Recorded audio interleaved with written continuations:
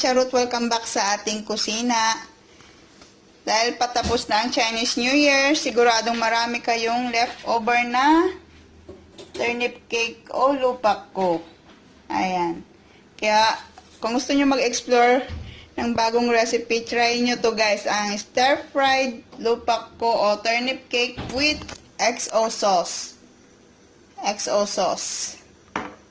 Ito ang kanyang mga ingredients. Ang ating turnip cake o Loh Bok Goh na nakat natin into cubes. Meron tayong spring onion, half teaspoon sugar, 3 cloves garlic, celery, dried turnip na isusok natin siya guys kasi maalat-alat. 1 teaspoon fish sauce, 1 teaspoon XO sauce. Kung gusto nyo ng manghang-anghang guys, gawin nyo siyang 2 tablespoon ng XO sauce. Meron tayong white pepper powder, sesame oil, at saka ang ating cooking oil. Ayan guys, umpisahan na natin.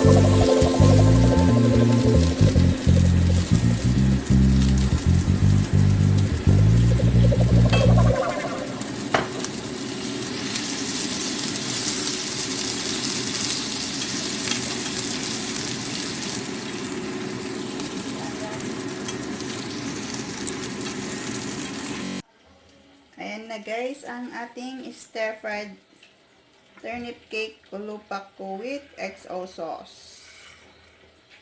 Ayan. Sa mga di pa nakapag-subscribe, subscribe na po sa aming channel. Don't forget to hit the bell button para notify kayo sa susunod naming mga ganap.